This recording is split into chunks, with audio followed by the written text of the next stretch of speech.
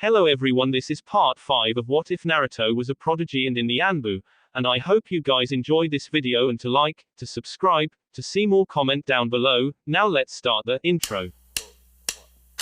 They call me a god. They call me a god. They call me a god. He awoke feeling warm and comfortable. He could hear hushed murmurs whispering all around him and tried to open his eyes. But the effort was too much and he couldn't summon the strength to move his eyelids. Feeling a pang of regret, he drifted off into sleep again. The next time Naruto woke, he was much more coherent. He blinked, transitioning from sleep into active almost instantly. He seemed to be lying down in a small tent and the sun was shining brightly through the small open flap. The sound of confident and relaxed laughs of men and women filled the air as Naruto observed his surroundings. He was lying in a cot, dressed in a hospital gown and covered with pure white blankets. The tent was empty and medical equipment and charts were stacked and pinned up all around him. Somebody moved and Naruto watched as a man in scrubs entered the tent. He was carrying a clipboard and seemed genuinely surprised to see Naruto awake and observing him. "Oh, hello," the medic said cheerfully. His black eyes regarded him in good humor. "Welcome back to the land of the living. How are you feeling?" "I'm fine," came Naruto's automatic response. He paused and regarded the state of his body. "Actually, I'm good. I'm really good." "Excellent," the man said excitedly. He jotted something down on his clipboard. "Upsilon Squad were happy with your progress. They did say you were more banged up than usual, though." "Hey," Naruto scoffed, closing his eyes. "This isn't the first time I've had the Anbu Medical Corps treating me," he admitted. "I see." The medic jotted something else down on his pad and looked up. "I suppose you have some questions for me." "Where am I?" Naruto asked quietly. "You're in Secured Zone Alpha," the medic answered. "You've been here before. We're at the edge of the Sea of Whirlpools, near the wreckage of the Sky Country Naval Fleet." "Wreckage?" Naruto echoed. "Then the Hokage received my message." "He did," the medic confirmed with a nod. 2 Anbu platoons were sent to deal with the fleet. The counterattack was a complete success. Naruto breathed a sigh of relief. Only one thing remained. "Konoha, is it?" His question went unanswered. "From what I've heard, there were a few casualties," the medic admitted. "However, they were nothing when you think of what would have happened if Konoha hadn't been warned. The aerial attack was surprisingly effective." Naruto breathed a sigh of relief. Konoha still stood. The medic shot Naruto a sidelong glance. "Rumor has it that you had a big part in defending Konoha," he said with no small amount of respect. "I guess it's to be expected of the right hand of God." "The right hand of what?" Naruto opened his mouth to say something when the opening to the tent flapped again and more people walked in. His eyes lit up and he grinned brightly as Komiki and Toa entered. Their masks were off, Komiki's head was covered in bandages and Toa was limping with a cane, but they were alive. "Hey, boss," Toa called cheerfully. He waved exuberantly with the hand holding the walking stick. The stick blurred and something fragile and made of glass smashed. Toa winced, and then winced again when Komiki whacked him across the back of the head.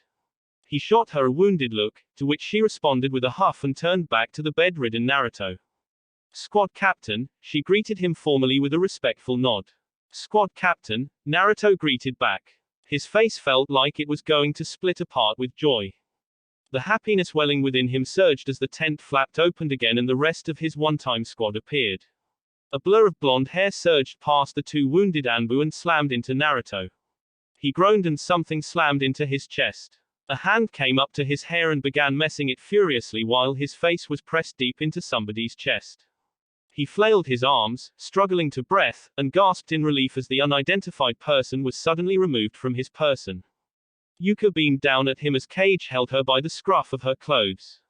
She waved cheerfully. "Hey, cutie," she squealed. Kage looked at her blankly and, after giving Naruto a short nod, didn't say a word as he dragged the enthusiastic Yamanaka away to the other side of the tent. Toa was snickering and even Komiki was smiling as Naruto buried his face in his hands, trying to control his embarrassment. He looked up after a few moments and waved to Daichi. The Hyuga grinned and gave him a thumbs up before plonking himself on the chair next to Naruto's bed. They were all here. It wasn't until Daichi answered that Naruto realized he had verbalized his thoughts. "Yep," he responded cheerfully. All of Team Sigma has returned victorious. We're just awesome like that. There was a flurry of movement as a squirming Yuka escaped Cage's grip. She jumped on his bed and scuttled up to the bedhead, scooting over next to Naruto and staying out of range of Cage. Komiki and Toa walked forward on either side of his bed while Cage hovered in the background, lurking just in range of the team atmosphere. Naruto looked at his team fondly and enjoyed the camaraderie as Komiki and Toa began to bicker over something. This was the true strength of Konoha's doctrine, the power of comradeship, and there were few bonds stronger than those forged in the hell of war.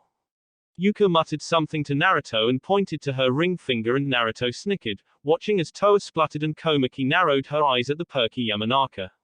Daichi mentioned something slyly and roared with laughter as Toa responded heatedly.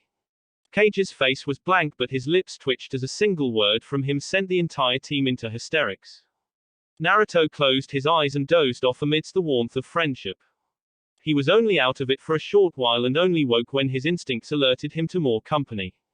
His eyes snapped open and he turned his head as the tent door flapped open and somebody walked in. A large, almost burly man strode in. His spiky maned white hair trailed down his back and red lines dripped from his eyes.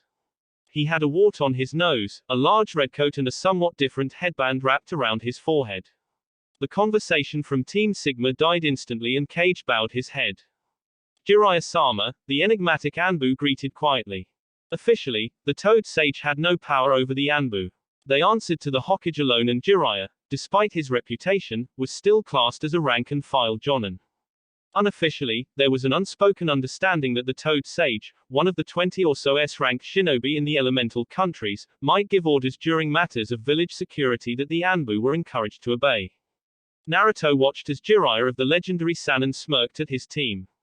The legend's arms were folded across his broad chest as his dark eyes scanned the room in an instant. Naruto almost thought the Sannin gave him a considering look, but when he focused his eyes, Jiraiya was looking at something else, or rather, at a pair of something. The Toad Sage opened his mouth and Naruto instinctively straightened, not quite sure what to expect. Hey, ladies, Jiraiya said lecherously. He gave an exaggerated wink. How do you do, my fair Anbu babes? Naruto's mouth dropped. That was it from the man considered to be the second strongest in all of Konoha. Yuka rolled her eyes and jumped off Naruto's bed. Still a sleazebag, Jiraiya-sama, she said cutely, a sparkle in her eyes. Jiraiya grinned. Only for the beautiful ones, my dear, he murmured huskily. Naruto saw Daichi roll his eyes and Toa slap a palm to his head. Komiki continued to stand straight, but even her lips were twisting in a frown, while Cage looked just like he always did. Yuka giggled flirtingly, putting a finger on her pouty lips. I'm sorry, Jiraiya-sama, she said chirpily. But I prefer them short, blonde and adorable. Jiraiya's face crumpled. Naruto made a gurgling noise from the back of his throat, his cheeks flushing, while Toa coughed to hide a laugh. Daichi was chuckling and even Komiki looked amused. Naruto turned to Cage for support, who regarded him solemnly and without emotion. Slowly, the mysterious and enigmatic man raised his hand and gave him an encouraging thumbs up. Naruto scowled, trying to hide his blushing cheeks. It was with some effort that he rebuilt his professionalism and wiped the emotion off of his face. Jiraiya had a large grin on his face as he turned to the rest of the former Sigma squad. All right, he started boisterously. Out you get. Your captain and I need to have a chat. Make sure we're not disturbed. The atmosphere of the room changed. Komiki and Toa bowed their heads and left, Cage stalking after them silently. Daichi left with an encouraging smile to Naruto, while Yuka gave a cheery wave and disappeared past the tent flap. Other than Naruto and Jiraiya, the medical tent was empty. The silence was almost deafening and Naruto could hear the chatter and laughter of other shinobi around the camp. Metal clanged on metal and he supposed some of them were sparring or training. The first person to break the silence was Jiraiya, who gave a strange little chuckle as he leered at Naruto. So, you and that Yamanaka, eh? He chuckled with waggled eyebrows. Naruto cocked his head. I don't understand, Jiraiya-sama, he said quietly. Jiraiya grinned and held out his pinky. Naruto stared at it blankly and it was with a pout that Jiraiya lowered it, looking despondent. A professional, Jiraiya grumbled. I hate professionals. They're always so boring. He leaned down over Naruto, and the young Anbu unconsciously shrank back. You're not the boring type, are you? Naruto hesitated and thought about his life. Probably, sir, he admitted after a moment. Jiraiya made a noise of disgust and lowered himself on the chair that Daichi had previously been occupying. We'll fix that, I suppose. He leant forward and suddenly his face became serious. I've already been over this with the rest of your squad, but I'd like to hear it from you. Debrief me, tell me exactly what happened after your squad left Konoha. Leave nothing out. Naruto spoke and recounted the journey that had started with a simple border patrol and ended with an S-rank mission to save the village. His voice was even and his words were clinical, detached. As he spoke and described the burnt and ravaged villages Sigma squad had come across, he distantly recalled being so very angry at the time. Now though, it all seemed like a bad memory, as if it was something that had happened years ago, or something that he had read in a book. Throughout all of this, Jiraiya was mostly silent. He would interrupt every so often to ask for a specific detail or ask a seemingly random question. It probably took an hour, maybe more, but Naruto finally finished his tale and exhaled loudly. The more he thought about it, the more exhausting it became. He claimed he was an Uzumaki. Jiraiya pondered, rubbing his chin. His eyes were distant. I wonder if that's true. It was not a question, so Naruto didn't give an answer. What do you think about that? Jiraiya asked suddenly. He glanced down at Naruto, who had frozen in his spot. An enemy of Konoha, perhaps one of the biggest ever, was a member of your clan. It raises questions, doesn't it? Naruto could hear the implication beneath Jiraiya's statements. Shino may have been Uzumaki. Naruto was Uzumaki. There was some profound insinuations in all of that Naruto didn't like. What do I think about that? Naruto echoed. He shrugged. Nothing, sir. Nothing. Jiraiya's good humor had gone. He leaned forward. A man from your clan has attacked Konoha. Hundreds are dead. There hasn't been such a serious incident since the attack of the nine-tailed demon fox. If the Uzumaki were to blame, then how do we know that you're not linked in all of this? After all, you're part of the Uzumaki clan too. Uzumaki, Naruto tested the name out on his tongue. Uzumaki, Naruto, Ferret, Anbu, Shinobi. They're just names. He gazed at Jiraiya steadily. I'm me, and I know where my loyalties lie. Jiraiya stared at him seriously. Despite the look on his face, Naruto couldn't get a read on the Toad Sage. There was no killing intent, no foreboding pressure that accompanied the surging emotions of Shinobi with a high chakra capacity. In fact, if Naruto hadn't been looking at the man, then he wouldn't have even known that he was in the room. Good answer. Jiraiya suddenly said jauntily. He slapped Naruto on the shoulder, the blonde Anbu barely holding in a wince, and leaned back in his chair. It's a bit wordy, but it'll do. Sorry about that, brat, but there's always protocols to follow, and I'd be much happier doing it myself than letting some schmuck from T&I do it instead. Naruto nodded. Sir, he said neutrally. Speaking of names, Jiraiya grinned. Have you heard your new moniker? It's pretty good, bingo book good, actually. What is it, sir? Jiraiya spread out his hands. The right hand of God. He said dramatically. The apprentice of the god of Shinobi, the prodigious Anbu, who's completed over 1,000 missions. Suddenly what the medic was saying before made sense. The right hand of God, Naruto murmured, feeling the words around his tongue. The right hand of God, his voice was a little firmer now and a ghost of a smile appeared on his face. I like it. He paused. Sir. It does have a good ring to it, Jiraiya said knowingly. Much better than a lot of the other monikers I've heard. I once met a Iwanin who'd been dubbed Rockhead. The man was a bit thick. Of course, that's probably because he kept headbutting his way through battles. Effective, though saw him smash a samurai's plated armor in half, but it couldn't have been good for him. Yes, sir. Naruto struggled to keep his face straight. What do you say to that? Jiraiya was looking grumpy. Yes, sir, this. Yes, sir, that. You really are boring, aren't you? He grinned. Don't worry, kid. I pride myself on getting a reaction out of everybody. I bet a week's pay that I can make you cringe. Up for it? Naruto stared at him blankly. Great. Jiraiya clapped. He cleared his throat and leant forward. Bending his head down, he whispered into Naruto's ear. Naruto's eyes bulged and he jerked back away from Jiraiya, who guffawed at Naruto's incredulous expression. The young blonde Anbu felt extremely flustered and was certain that it showed on his exposed face as his mouth bobbed up and down like a goldfish. But, what? Naruto exclaimed loudly. I don't, what? He shook his head. Sir, That was what? Really? Yep. Jiraiya grinned, looking extremely pleased. That happened? Naruto asked with a strange sort of horrified fascination. Saw it happen myself, Jiraiya answered with a chuckle. How? Naruto practically whispered in dread. It's not that hard, Jiraiya replied with a knowing glint. See? You just need to make sure that it's asleep and, he held out his hand. You take 3 fingers and you twist them like that. Stop. Naruto barked. Jiraiya stopped as Naruto's shoulders shook with suppressed laughter. He chuckled and slapped the young Anbu on the back. That was all it took for Naruto to burst out in a round of uncontrollable laughter.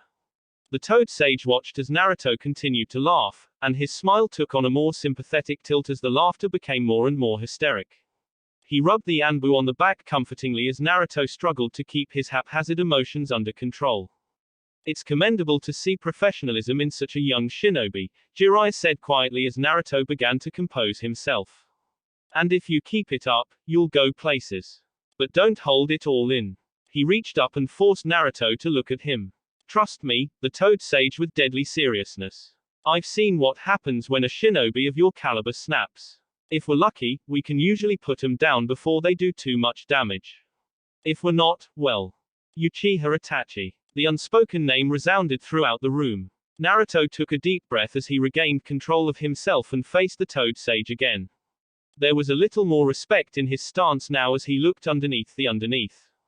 Beneath the widely known S-rank shinobi there was apparently a horrible flirt, and beneath that there was a man with a surprising amount of depth. Right. There's some more stuff I'm meant to go over, Jiraiya said airily. He lifted his hand and waved it off. But I'll wait until we're back in Konoha. It'll be better if the old man's there to hear it as well, saves me from going over it twice. It's nothing to be concerned over, really. Just make sure you don't do anything stupid and it'll all be fine. Naruto noticed the older man's eyes flicker to his stomach and received the implicit message with a silent nod. Jiraiya knew of the unleashing of the chakra of the 9-tailed demon fox and apparently everything was fine. Naruto knew that he wasn't meant to suppress or clamp down everything, but he would be more than happy to shove the horrible fragments recollections of his thoughts and actions under the influence of the Kyuubi in a dark corner at the back of his mind and never think of it again. Now, Konoha wants you back as soon as you can, Jiraiya said, standing up off of his seat. He gave Naruto a look. The Anbu commander asked for Team Sigma specifically, so they probably want you to go over everything again. We've got a shipment of Skynin tech leaving in a few hours. Medics say that you should be fine for light travel, so make sure you're ready. Yes, sir, Naruto murmured quietly. Jiraiya gave him a nod. Good luck, Ferret, he said and then was out of the tent in an instant. Secured Zone Alpha was the name given to the closed-off area between Fire Country and the Sea of Whirlpools where Sky Country had launched their attack on the village hidden in leaves. While the immediate threat had been dealt with and the Land of Fire was safe, the repercussions of the attack would be felt for years.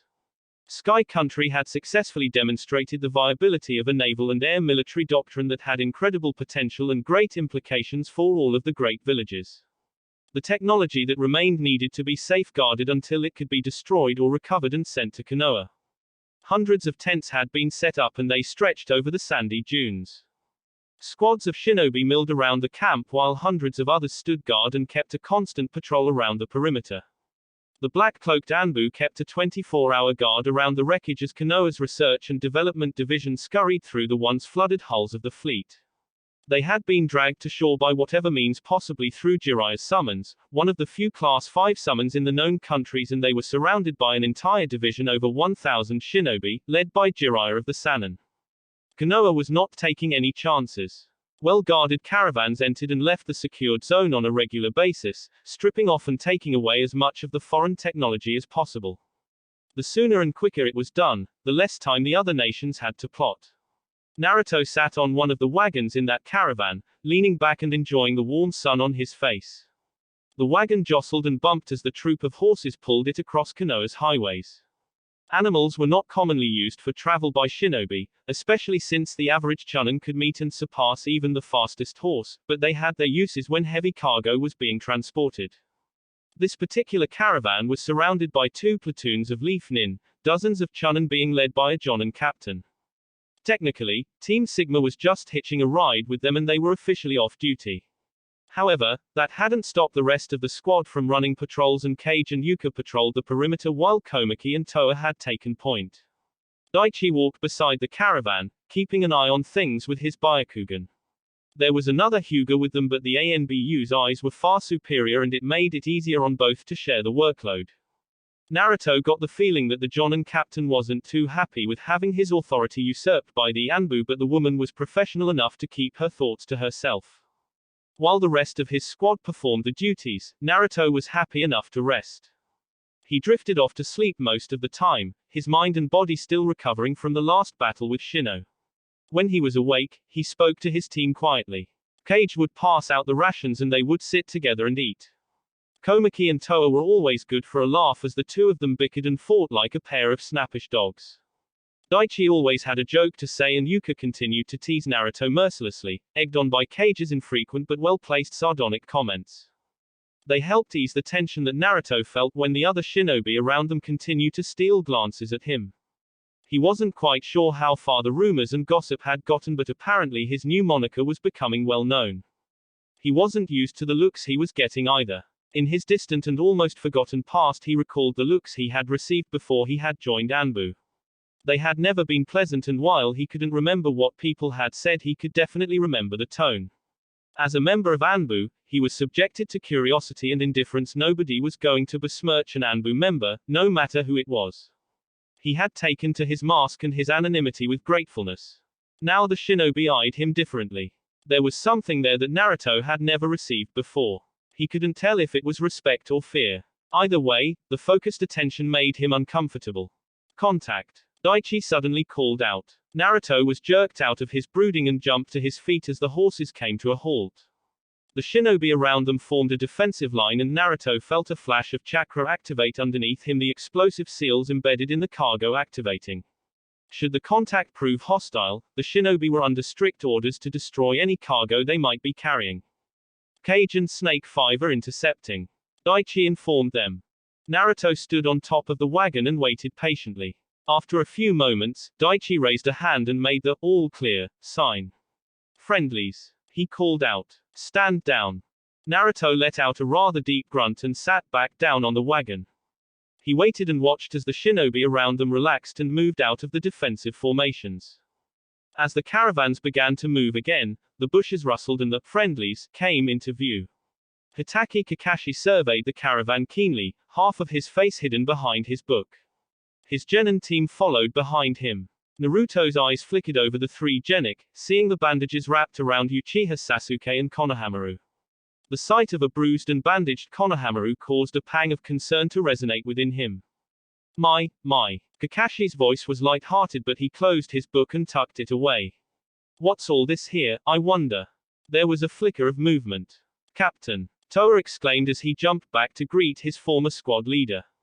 Toa straightened, his face hidden behind his mask, while Naruto watched on, his previous burst of movement actually draining him quite noticeably. Ah, Toa, Kakashi greeted lazily. His genin watched curiously. Still in Gamma Squad running border patrols. Toa's stance changed, something Naruto noted that Kakashi instantly picked up on. Ah, actually, I'm under Sigma Squad at the moment, he said somewhat quietly. It was only now, after the rush of action and urgency of the mission had faded away, that the true impact of what had happened had hit them all. Uttered Kakashi. He sounded bored, but Naruto could practically see the incredibly intelligent man process that little tidbit of information, knew that he was already making connections. He was proved correct a moment later. So how bad was the attack? What attack? The girl, Sakura, asked from behind him. She sounded confused. The Uchiha was paying close attention, his hands in his pockets, but Konohamaru looked utterly confused. There's been an attack, he echoed his teammate dumbly. Now, children, the grown-ups are talking, Kakashi admonished lazily. Toa shook his head with something like awe. You still have it, Captain, he praised respectfully. What gave it away? I looked underneath, Kakashi said lazily. He poked Konohamaru, who scowled. Pay attention, kids. You see, we were intercepted by somebody who I know works in a reconnaissance team.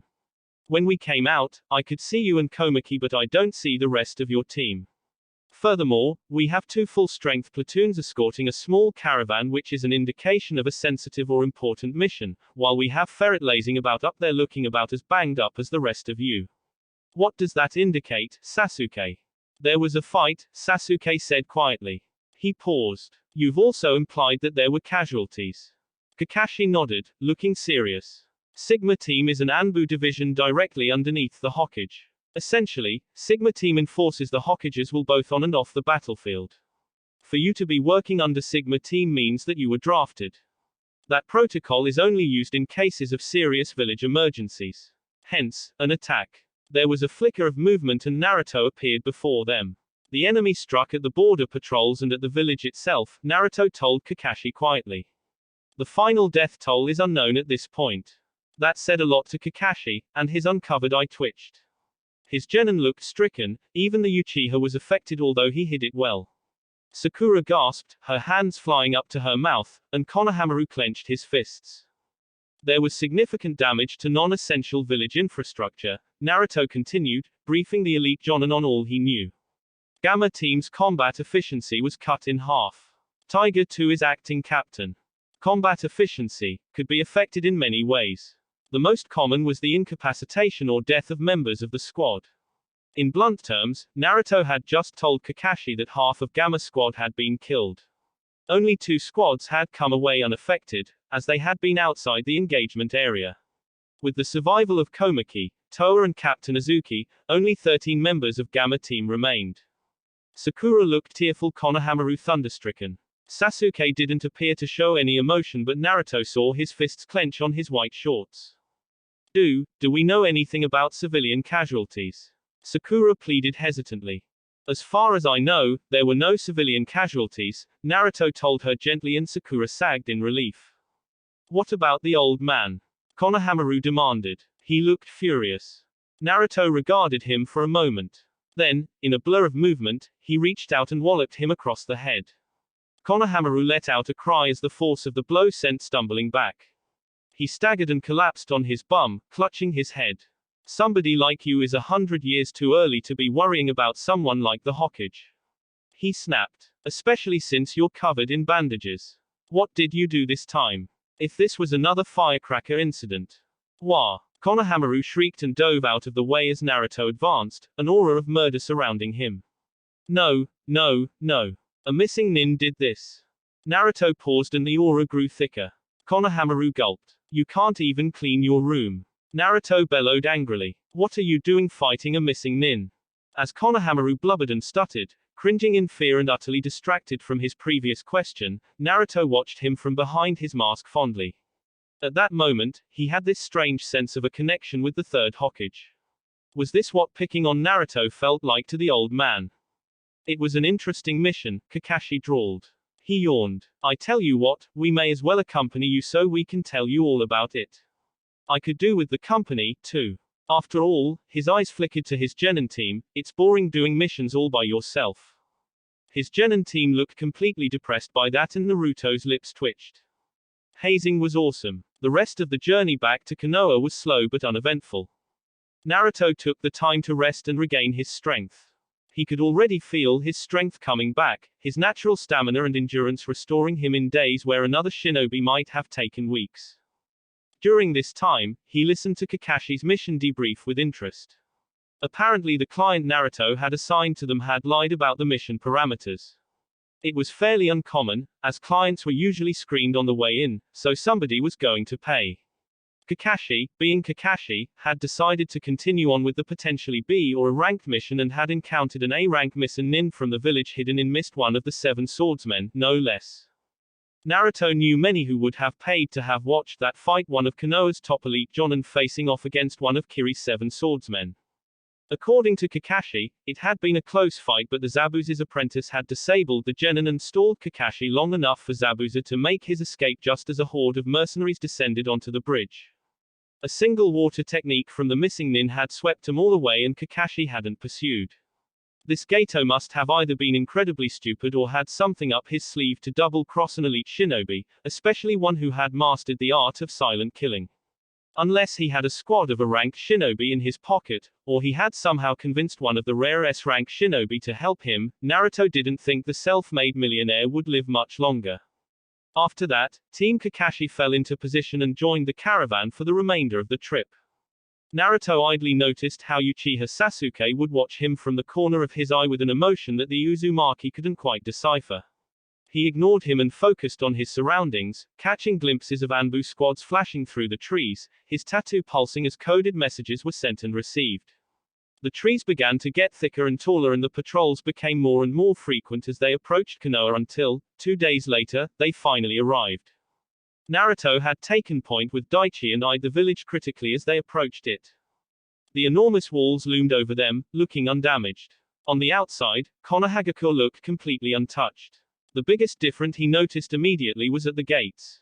They were sealed, surrounded by lines of grim-faced shinobi as giant queues formed behind them. Everything was being searched thoroughly while a tall burly man with a bandana wrapped around his head shouted instructions over the clamor. If you're here to ask about relatives, move to the left. If you're here as a client, move to the right. For your safety, all visitors to Konoha will be searched. If you are found to be in possession of any contraband, you will be detained and interrogated. Once you have been allowed into the village, make sure you stay behind the tape. Several parts of the village are still unsafe. Stay behind the tape and follow the instructions of your guide. The caravan moved past the queues of civilians. There were the clients, some who looked incredibly rich and annoyed at how they were being treated as they were patted down and searched. Then there were the small, huddled group of friends and relatives that had arrived from outlying towns and settlements. Many of them looked miserable as patient Chunin moved through them, giving out dockets and checking thick scrolls. As Naruto moved past one group, he heard a woman burst out into tears as the Chunin patted her on the shoulder awkwardly. That had been incentive to strengthen his resolve, but, as the caravan passed through the great gates, his breath hitched and his eyes widened behind his mask as he looked over Konoha, the village he had sworn to serve. Entire swathes of the village had been reduced to rubble. Buildings had collapsed, ripped apart by powerful concussive forces that had scattered debris all around the village. The ground was pockmarked, craters replacing roads, shops and homes. Several parts of the village looked flooded and many of the landmarks were gone. Much of it was fenced off with bright yellow tape and hundreds of shinobi crawled through the rubble, working diligently on their assigned missions. Naruto ignored the gasps he heard from the shinobi around him and forced his emotions down. He concentrated on the truly important targets. The Hokage's tower rose in the distance and the Hokage's monument loomed above it, untouched. The hospital and the ninja academy also remained intact and Naruto exhaled quietly. The defense had been a success, then. As long as the civilian population had evacuated properly, the outer buildings could be rebuilt without too much fuss. The long-term implications of having crucial services and locations destroyed would have been frightening. From what he could see in a purely objective viewpoint, any lasting damage to the village was minimal. He glanced over at Kakashi and the genin, truly curious to see their reactions. Both Sakura and Konohamaru had tears in their eyes as they surveyed their bombed home. Sasuke looked furious, his hands clenching and a single Sharingan Tomo swirling in his eye. Kakashi looked relaxed and utterly bored, but the two exchanged glances and Naruto inclined his head. Look at the village, Kakashi commanded. He needn't have bothered, his genin couldn't take their eyes off of it. Memorize it and then look at yourselves. Take what you're feeling and really look at it. That's the feeling of seeing the place that holds your heart stomped on, and knowing there's nothing you can do about it. Take in that frustration, that anger, that helplessness, that hatred. Kakashi eyed Sasuke for a moment. And throw it away, he concluded grimly. Sasuke jerked, and Konohamaru and Sakura gaped. Hatred will not help you here, he said quietly. He gestured around. This war is already over. The enemy was found and killed. We've had our revenge. But, knowing that and seeing your home, do you feel any better? Konohamaru. No. Konohamaru hissed between clenched teeth, his eyes moist. It's hard, Kakashi concluded and placed a hand on Konohamaru's head. It's human instinct to want revenge, to hurt those who hurt us, and in many ways it's warranted. But you always need to think, what happens now, because vengeance isn't going to help you here. Hatred is power, Sasuke muttered tightly. His hands were shaking. It's a type of power, Kakashi agreed. But it's not something that can be used all of the time. Here, there is no enemy to attack, no battle to fight. Your hatred is worthless. However, your kindness is priceless. All three genin seem transfixed. When the battles are done and the fighting is over, shinobi go home and they begin to rebuild their homes and their lives, Kakashi continued somberly. They comfort comrades who have lost loved ones, they help clear the wreckage and rebuild their houses. They sacrifice sleep and food and money for the greater good of the village. Most importantly, they remember the ones who fought and died to protect this dream we call Konoha, and they respect and honor them. These heroes join those on the monuments and become ingrained in our will of fire, a memory and an ideal to uphold when the next war occurs. He turned to them, no expression visible in his flat, gray eye. What will you do, shinobi of Konoha? He asked his genin. Will you hate or will you help? I'll help. Konohamaru shouted loudly. He clenched his fists, his cheeks flushed with emotion. I'll help rebuild the village. His tears were gone and his face showed nothing but determination. He gave a reckless grin. After all, it's going to be my village one day. Sakura swatted him, but she was smiling, and even Sasuke gave solemn nod as he stared at the devastation. Kakashi seemed to smile behind his mask and then turned his head to stare at Naruto. Naruto started, abruptly realizing that he had been eavesdropping on a personal team moment, and bowed his head in apology. Kakashi shrugged and waved it off and, with one last wave, led his team away to begin assisting in the recovery efforts. He's a good man, Toa said quietly as he came up to join Naruto. The rest of Team Sigma joined him. He knows what he's talking about, Kage remarked quietly. We've done our part, we've carried the hatred and vengeance of our village and delivered it to the enemy. I wonder what we can do now. Yuka mused quietly. You can rest. Naruto jerked, and he wasn't the only one, and spun around to where the synthesized, genderless voice had originated from. He paused and joined the rest of his team in saluting the figure that had just appeared. A bright silver mask adorning his or her face, the Anbu commander revealed absolutely nothing as he or she stared down at Team Sigma. Team Sigma, you have served your village well, the commander said in a monotone, expressionless voice. It was heavily distorted, a mix of high and low pitch tones blending together that gave the impression of two people speaking at once. You are hereby on official leave until declared otherwise. Ferret, stay. The rest, dismissed. Sir. 5 puffs of smoke and scatterings of leaf brushed past Naruto, who remained where he was. Come with me, the ANBU commander ordered. Naruto obeyed and disappeared in a flicker of movement as the two Anbu darted through the village at quick speeds. Naruto had always thought he was fast, but he struggled to keep up with the commander, and he got the strangest feeling that the silver-faced figure was taking it easy on him. He followed behind the commander silently as the enigmatic figure took him to the hospital, trying his best to ignore the slow pit of dread forming in the bottom of his stomach. There seemed to be 2 platoons of Anbu on guard in and around the building, and the guards got even more packed in as he traversed deeper and deeper through the hospital hallways. When the Anbu commander paused at a door and motioned for Naruto to take it, the young blonde knew exactly what he would see when he opened it. He steeled himself and gently opened the door. He walked in, ignoring the 3 Anbu hiding in the shadows as he stared down at the third Hokage, who lay in his bed looking older and wearier than Naruto had ever seen him before. Come, Naruto, Sarutobi murmured and coughed. He sounded dazed. We have much to discuss. The door behind him closed quietly, yet Naruto didn't move. He felt frozen, stuck to the spot, as his eyes widened and his cheeks paled from behind his mask. Never before had he seen the third Hokage in such a state, clinging to his bed rail with feeble hands that trembled under the strain of movement. The Anbu commander gently brushed past him, and the sensation was enough to get Naruto to recover. As when faced with anything that threatened to disturb his stability, Naruto fell back to his training and cleared his mind of all emotion.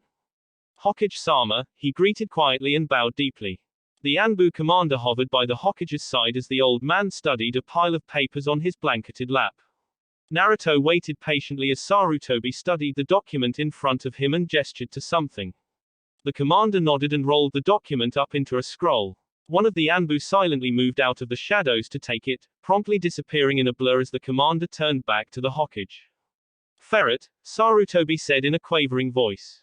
He coughed as Naruto straightened. Make us some tea. Naruto obediently walked over to the other side of the room as the Hokage and the commander conversed in low, serious tones. With deft hands, Naruto carefully assembled a cup of tea from the steaming pot of water, adding just the right amount of sugar and tea leaves that he knew that Hokage liked. Once finished, he carefully balanced the cup of tea and took it over to the bed. The Hokage paused in his discussion and looked up, showing a look of weary gratefulness. Ah, thank you, he murmured quietly as he took the cup of tea. He took a sip, mulling it over in his mouth. Suddenly, he burst out into a round of coughs and the commander quickly took the tea out of his hands. Naruto hovered around the bedside hesitantly, unsure of what to do, until Sarutobi beckoned him over. He approached, trying to hear the Hokage as something croaked from his throat. Hokage-sama, Naruto asked quietly. Closer, Sarutobi coughed. Naruto obeyed. Closer. Naruto bent and realized his mistake too late. With a sudden flash of movement, the Hokage wrenched his arm up, grabbed his ear and twisted. Ow. Ow ow ow ow ow ow. Naruto cried out. What the hell, ow. There's too much sugar in this tea.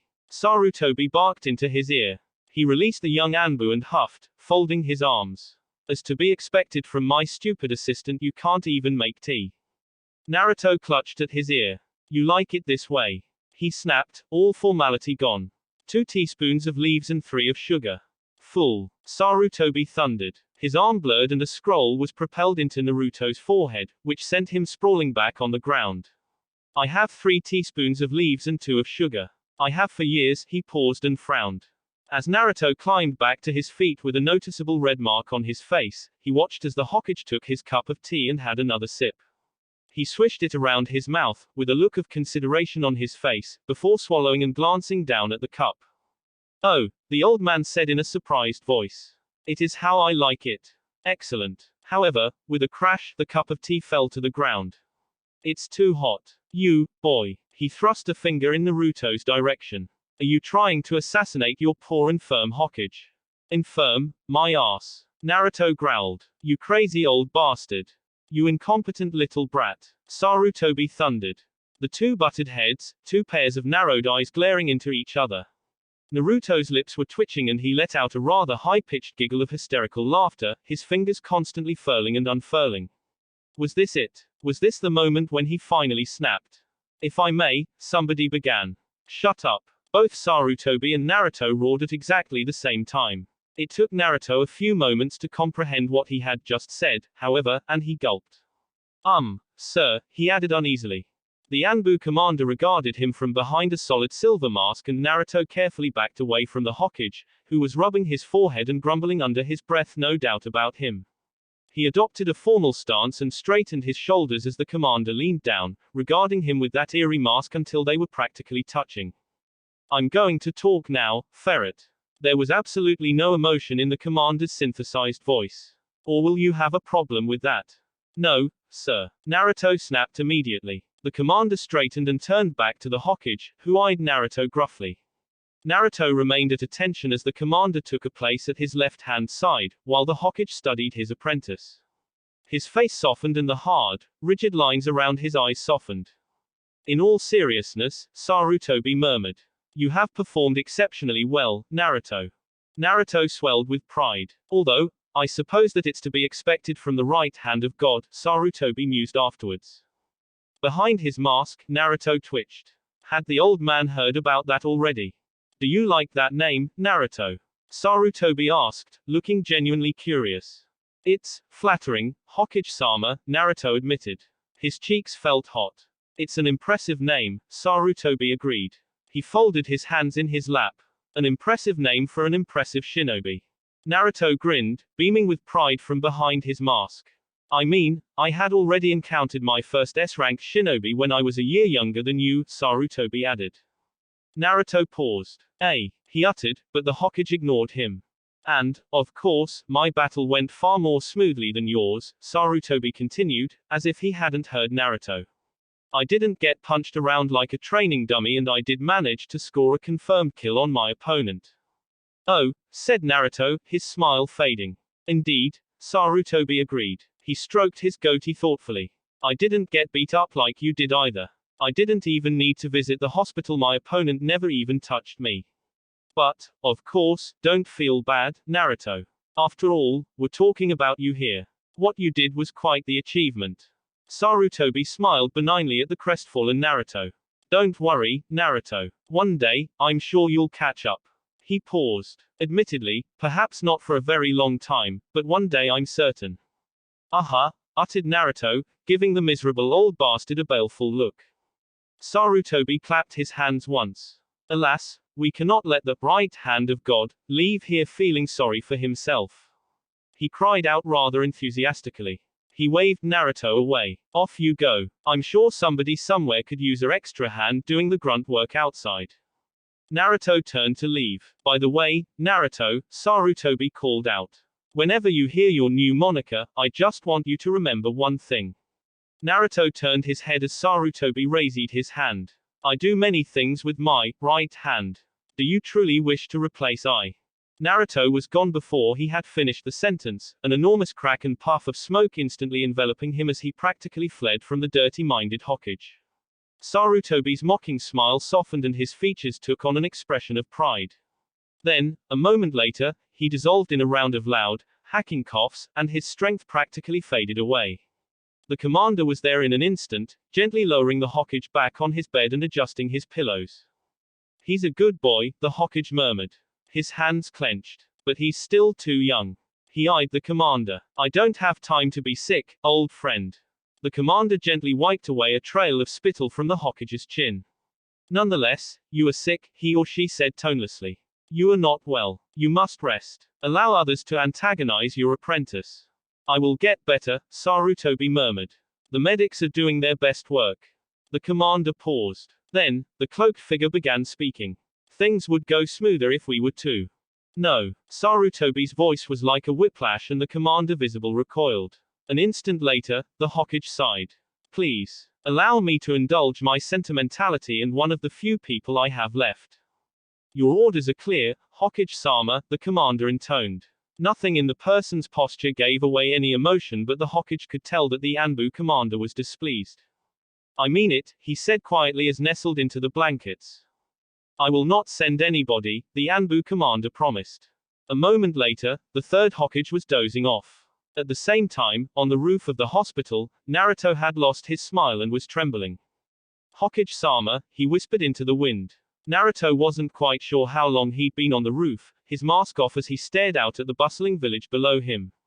Hundreds, if not thousands, of shinobi worked together to remove the debris and cart off the rubble as the slow process of rebuilding began. The sun shone brightly in the sky, a stark contrast to what Naruto was feeling at the moment. His mood was rather melancholy as he felt a familiar presence appear behind him as somebody joined him on the roof. The third Hokage is not well, the Anbu commander said quietly. I know, Naruto replied. He smiled bitterly. Hokage-sama is a good actor, I'll give him that, but I've been putting up with his little tantrums for years now. I can tell when he's serious and when he's putting on a show. The commander regarded him. He will recover. There was certainty in that strange voice. Slowly, but it will happen. The best medic nin in the village are attending to him very carefully. Naruto nodded silently and the commander shifted, turning his head and staring out over the village.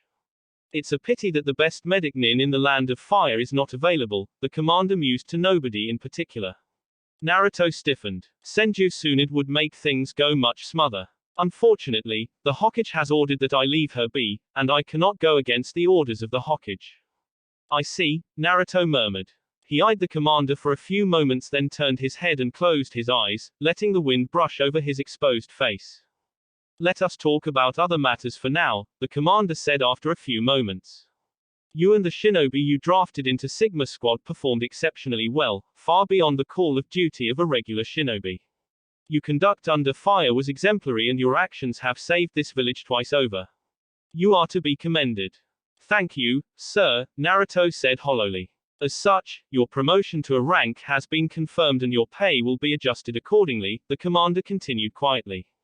You have been credited with an S-ranked mission vital to village security and will reap the benefits accordingly. The commander leant forward towards him. If I were you, Ferret, I would not get attached to your Chunin rank. Naruto started. Your actions have shown that you are more than ready for the additional responsibilities and duties that come with the rank of Jonin, the commander finished. It's only a matter of time. Sir. Naruto acknowledged that with a nod. The commander paused significantly. Then, speaking slowly, the person continued on. You have experienced much over the past week. It is vital that shinobi are given time to rest and recuperate. As such, your entire squad has been granted 2 weeks full leave without restriction. Naruto felt stunned. Leave without restriction that meant that he was able to travel anywhere he wanted throughout the land of fire for the next 2 weeks. The wheels in his head turned and he turned to the commander, a thoughtful expression on his face. Hypothetically, sir, he began. If I wanted to spend some time outside of Konoha during my leave, where do you think would be a good place to visit? Naruto got the strangest sense that the commander was smiling underneath the mask. I've heard Crater City is an excellent place to visit at this time of the year, Naruto was told. Its festivals make it a very popular destination for tourists. Even our most prominent shinobi take the time to visit. Yes, sir, Naruto said, his face beginning to fill with determination. One more thing, sir. I happened to meet Jiraiya a little while ago and he made me very curious about the legendary 3. Would you happen to know where I could find out some more information? Naruto waited with bated breath as the commander peered down at him from behind that strange gleaming silver mask. You are in luck, Ferret, the commander conceded. A gloved hand reached into the beige coat and pulled out a folder. I happen to have a recent report on my person. Be sure to follow proper protocol once you're finished. Thank you, sir. Naruto's voice resonated with emotion. One more thing. The commander reached into the thick beige cloak and pulled out a porcelain mask. Naruto took it, his eyes widening as he saw the features. A replacement for the one destroyed. I think it would suit you much better the backup one that you're using. Naruto took off the blank-faced mask he had been wearing and replaced it with the new mask.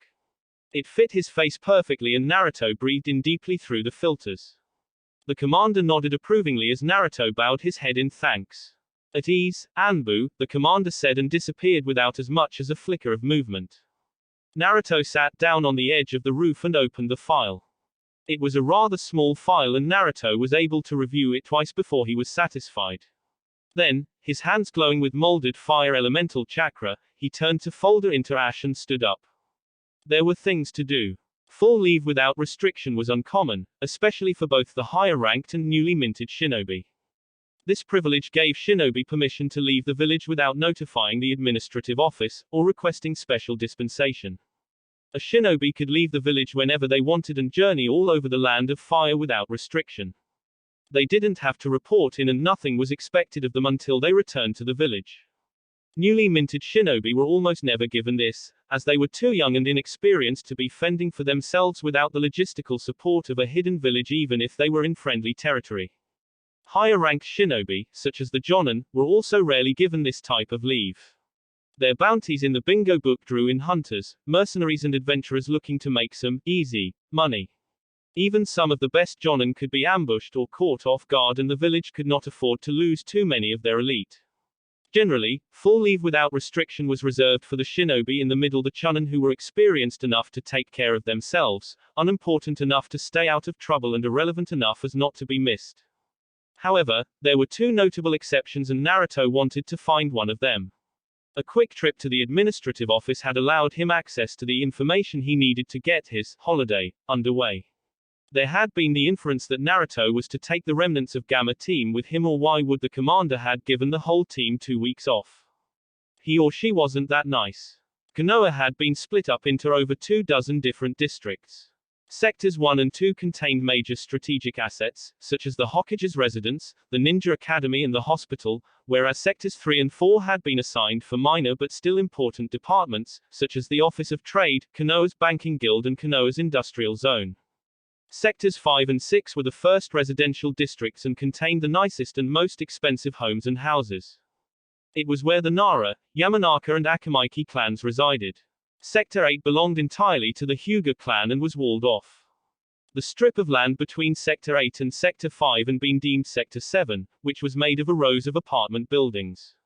It was nice, if a modest district, populated primarily by shinobi.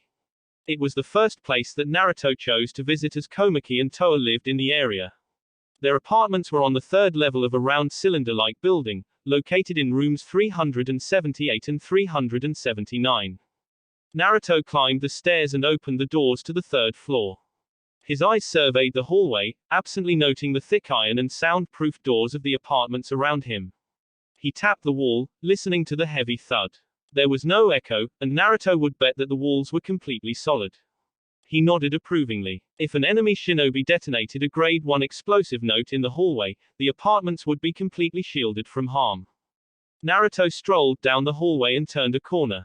The closer he got to the two rooms, the easier he was able to hear the racket that was coming from them. It was with some bemusement that Naruto watched Komiki and Toa practically scream at each other in the hallway, their voices rising up in unison as they bellowed at each other unrelentingly. Komiki had retied her bandages to cover one half of her head, while her hair spilled down her shoulder on the other side. Her face was red and her eyes were narrowed furiously as Toa leaned on his door, smirking at her. "Fuck you." Komiki howled angrily. Naruto had never heard so much emotion from the woman before. "You'd like that, slut?" Toa retorted. Komiki leaned forward, her fingers curving as if she wanted to reach over and rip Toa apart. "Call me that again and I'll chop it off," she snarled. Toa met her challenge. "Try it, bitch," he snarled back. The two Anbu agents glared at each other, each breathing deeply with flushed faces. There was something lurking beneath the surface, a tension that Naruto could feel but could not explain, and he watched as the two adults finished their heated exchange. Both Komiki and Toa snorted at the exact same time, turned their backs and walked into their apartments. The doors simultaneously slammed shut and the floor shuddered. Naruto cocked his head, trying to comprehend exactly what he had seen. There had been signs of bickering in the squad before, but Komiki and Toa had never shown hostility of that level before. He frowned, suddenly wondering if asking the two of them to accompany them was a good idea. His doubts only lasted a second before he shrugged them off. Komiki and Toa had both proven themselves during the blitz. He approached both doors and decided to try Komiki first. He knocked 3 times and waited. There was no answer. Frowning, he knocked again and still received no answer. He tried Toa and it was much the same. Naruto began to feel annoyed and heaved a sigh of exasperation. He molded his chakra and allowed it to pool in his hands. Flexing his fingers, he slammed one hand on Komiki's door and one hand on Toa's door. It came off almost like an explosive tag. The floors shook and the doors rattled loudly on their hinges. A loud, deep gong-like noise resonated throughout the hallway and into the apartments as the chakra interacted with the solid metal. There was movement and both doors opened. Naruto began to smile, but it froze on his face as Komiki and Toa appeared with livid expressions on their face and gleaming metal instruments in their hands. They had let them fly before they had seen Naruto, and the young blonde Anbu was seemingly unprepared for the sudden onslaught, several kunai slamming into his chest and a senbon sliding into his temple. He fell as Komiki and Toa froze, their faces showing the dawning shock and comprehension, and then exploded in a puff of smoke. Both Anbu agents were still as Naruto shook off the dizziness that came with a quick body replacement technique and stood up. A fire extinguisher lay where he had been standing with several kunai and senbon in its punctured shell. Wisps of whitish foam and gas began leaking out as Naruto gazed at his teammate steadily. "Are you done trying to kill your captain?" he asked him emotionlessly. Komiki looked horrified and Toa looked sheepish. Almost in unison, they straightened to attention and fell back on their military protocols. Naruto shook his head in wonderment at the two of them. "After everything that happened, I thought that we could hang together," Naruto said, his tone rather light for somebody who almost died a few moments ago. Komiki and Toa exchanged looks as the young Anbu continued. "I know this great ramen place we could all go to." Toa coughed. No offense, but..." He was cut off. "I said," Naruto interrupted loudly. "We should really get together. Understand?" Naruto gave a brilliant smile and Toa swallowed and nodded. "Sounds good," Toa said faintly. Komiki still looked shell-shocked, but she gave a wordless nod as well. "Good," Naruto said happily. He gave them the directions. "Have fun trying to kill each other," he called over his shoulder as he started to walk down the hallway. Behind him, Komiki and Toa began arguing in hushed whispers that got progressively louder and louder until they were screaming at each other again. What a pair of weirdos. Daichi was next. The Hyuga clan compound took up the entirety of Sector 8. Large, thick walls enclosed the entire sector, cutting it off from public access or view. Ceiling experts had done some work on them, especially in the last decade, and while these walls were nowhere near as strengthened as the walls surrounding Konoha, they held many nasty surprises for any intruder, curious civilian or innocent squirrel wanting to climb over them. The only legitimate way into the compound was through the main gate, where two Hyugas stood guard in their pristine white robes. Naruto approached them, knowing that they had probably noticed him a while ago if he were to judge the bulging veins around their Byakugan. As the personal assistant of the Hokage, he had visited the Hyuga compound many times to deliver messages or packages on behalf of the Hokage's office. While had never been invited inside, most of the usual guard rotation knew who he was, mask or not. Anbu-sama, one of the guards, bowed, his long silky hair falling over his shoulders as he did so. With his delicate features, good grooming and liberal use of fragrances, the Hyuga man looked more feminine than the woman standing next to him. Ferret, the woman drawled. Her Byakugan had a purplish tint to it, a common trait for female members of the Hyuga clan, and her hair had been cut short, bobbing over her shoulders. What brings the illustrious, right hand of God, to our humble home? Hello, Akemi, Naruto greeted as he nodded politely at the female Hyuga. A former Jonin who had retired from injuries sustained in the Third Shinobi War, Akemi was Naruto's usual contact with the Hyuga. Although a powerful lightning technique had caused irreparable damage to her central nervous system, Akemi had some of the best eyes amongst the Hyuga and was almost a permanent feature at the front gate. No messages today? Akemi asked curiously. Naruto noticed the involuntary twitching of her fingers as he shook his head. I need to speak to somebody inside, he said. Oh, Akemi uttered, suddenly looking interested. She pushed herself off the wall and surveyed Naruto carefully. Has a Hyuga maiden caught your heart? She grinned. We are very beautiful, so it's to be expected. Hyuga Daichi, Naruto replied with a roll of his eyes. Oh, Akemi looked like she had won the lottery. So it's like that, is it? The young, blonde Anbu just sighed. Can you get him, please? He asked exasperatedly. Akemi waved the other guard away as she peered at her junior colleague with interest. And would you stop spreading rumors? I know you started them. I did no such thing. Akemi protested indignantly. She drew herself up and threw a sneer on her face, one that matched her features quite well. I am a Hyuga. We are above such things. Yeah, whatever, Naruto remarked, ignoring her pomposity. Hokage-sama got this strange idea that I was taking time during my errands to go and sleep on the Inazuka farmlands or something. He beat the crap out of me for it. He hit you. Akemi looked positively scandalized, but Naruto knew better as he spied the gleam in the gossipy woman's eye. He called it sparring, but yeah, he kicked me up and down training ground 6, Naruto answered with a shudder. Interesting, Akemi mused. I wonder if I can get him to do it again. Akemi, Naruto warned. He suddenly grinned. Actually, the next time he accuses me of anything like that, I'll just say I'm sleeping with you. Akemi jerked back as Naruto continued obliviously. Yeah, if he thinks you're slacking on the job, then maybe you'll get invited to the sparring session too. Akemi stared at him with a strange expression. You have no idea what that actually. She began, but her partner had arrived and whispered something in ear. Akemi straightened and her good humor faded away. Uzumaki-sama, she said politely, even adding a little bow. Daichi is currently attending our afternoon sparring sessions. You have been invited to enter and watch until he is done. Naruto's eyes widened. The Hyuga were very reclusive, partly as a result to protect their bloodline and techniques from eavesdroppers, and partly because, as a whole, they believed themselves to be above the common shinobi or civilian. Few people were rarely invited into the compound. Naruto had only ever heard of the Hokage entering the walled sector. It's an honor, he responded carefully. He eyed Akemi for a few more moments, but her face had gone blank. I've never been invited to come in before. Now you have, Uzumaki-sama, the other guard responded. He bowed. Hiyashi-sama approved it himself. Please enter, our sparring sessions are almost over and it would be a shame if you missed the final dance. Naruto was escorted into the Hyuga clan compound by Akemi and marveled at the difference that a meter of stone made. The street outside the walled compound was neat but bland. There were no distinguishing features, just a gray cobbled road and a dulled white wall. The moment he passed through, the gate color assaulted his vision. It was as if he just stepped inside a different part of the world as a magnificent garden rose around him. Bright red, white and pink flowers adorned the ground as perfectly trimmed hedges lined the black marble paths. The grass swayed gently in the wind as Naruto was led past the gardens and towards the buildings.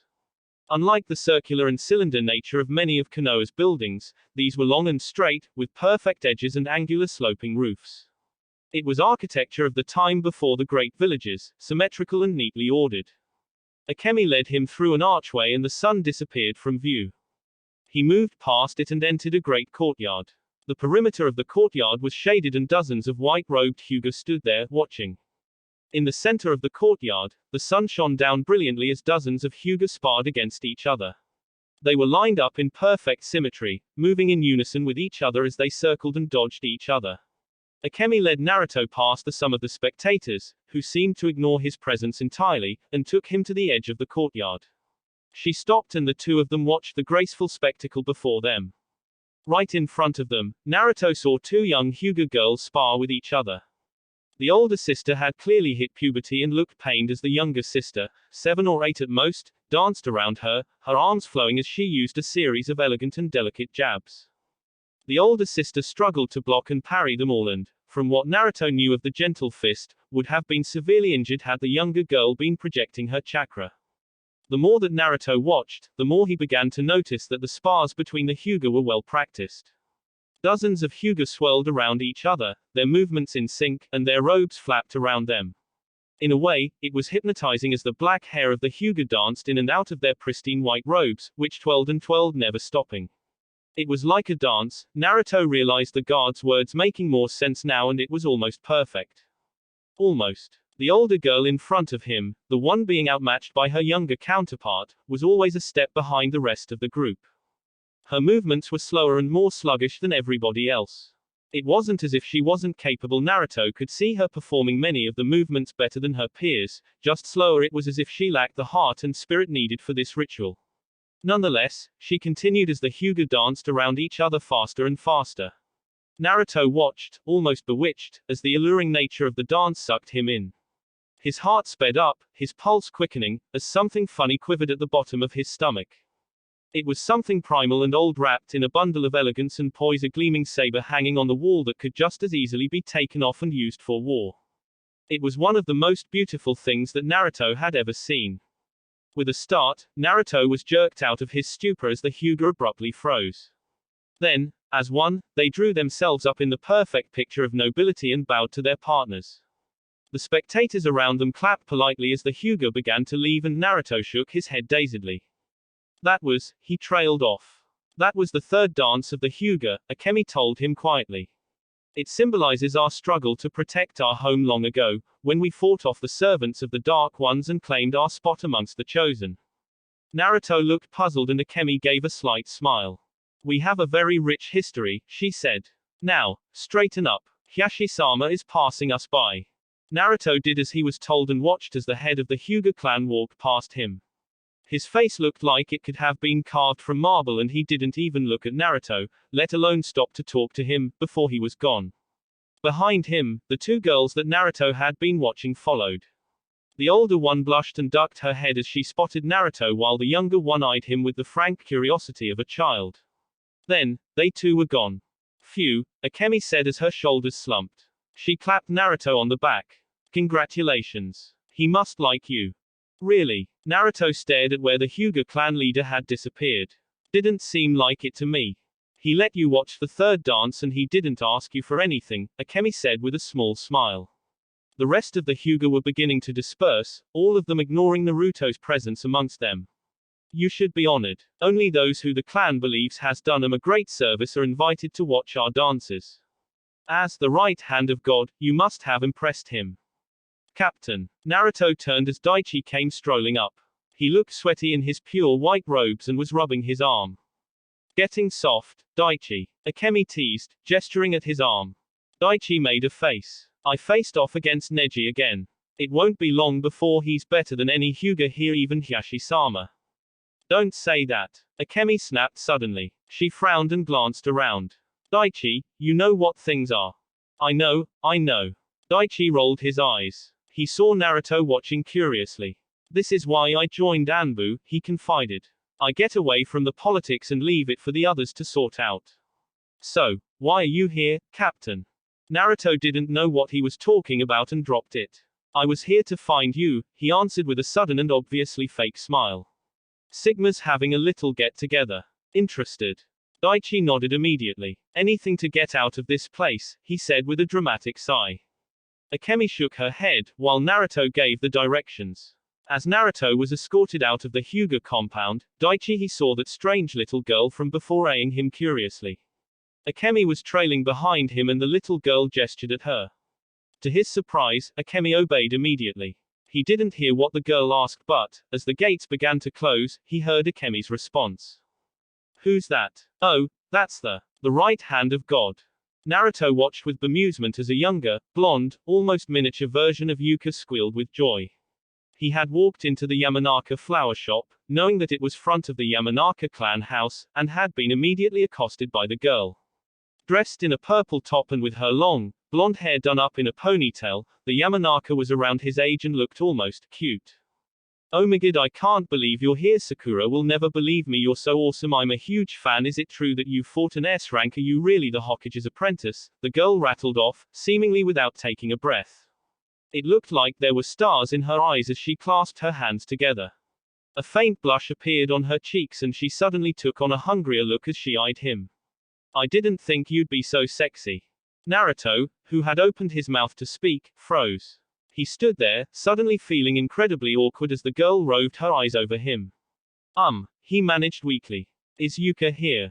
Yuka, the girl shouted, her eyes never leaving him.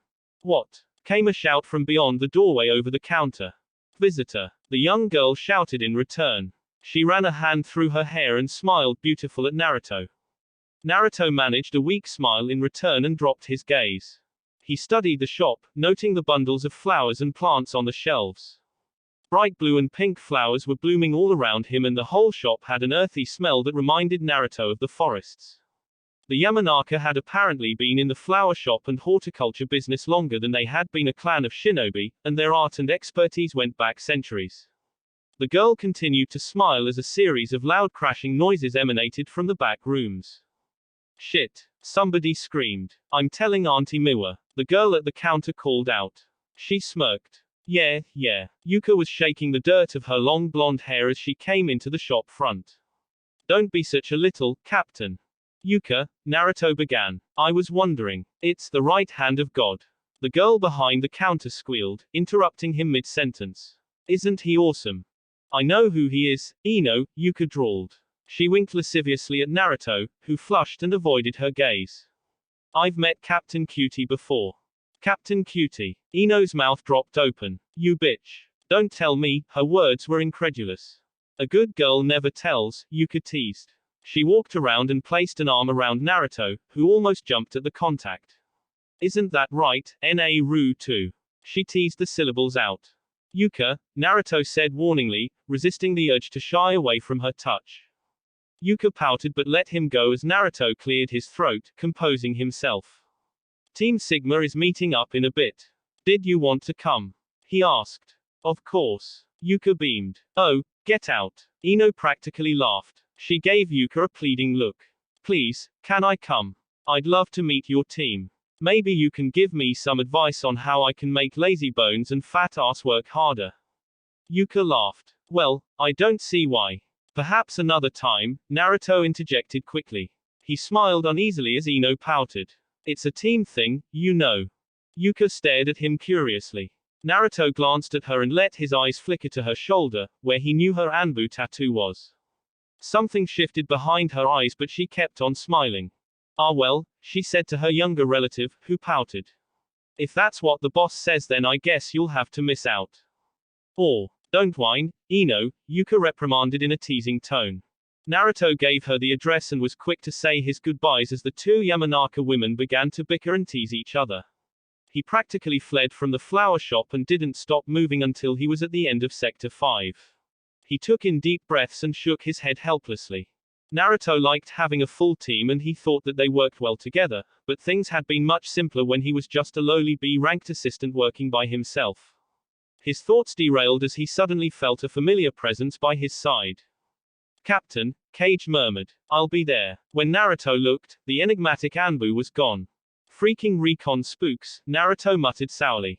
Yeah, much simpler. The 6 members of Sigma Squad crowded around the small table underneath the canopy of the ramen stand and slurped on their noodles. They were all quiet, many of them suspecting something was up and those who hadn't quickly understanding the mood. As the waitress took away a stack of bowls, Naruto eyed his teammates and spoke.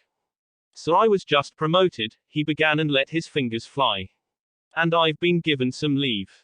Mission, priority unsanctioned. And I was thinking about having a little holiday around the land of fire. Retrieval, etc. 2 weeks. And since we've all got leave. S rank, no pay, threat level minimal. I was wondering if you'd like to come with me. Volunteers. Komiki and Toa glanced at each other.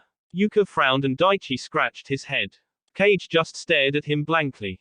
Naruto stared back, waiting with bated breath. After a few moments, the rest of the squad gave each other a look and replied almost as one. Sure. Love to. Sounds fun. Sounds acceptable. Will there be booze? Settle, Yuka. Make me. Children. Come on, Kage, she started that one. Stop staring at me, dumbass. Really? You're going to start this again after you almost killed the captain? What, you did too. Wait, who almost killed the captain? Somebody almost killed the captain. For the first time that day, Naruto let a real smile cross his lips. He turned around and paid the chef. There was one more thing he had to collect before he was ready to leave. That will be it for this video. If you want more, comment down below, like, subscribe. And see you guys later.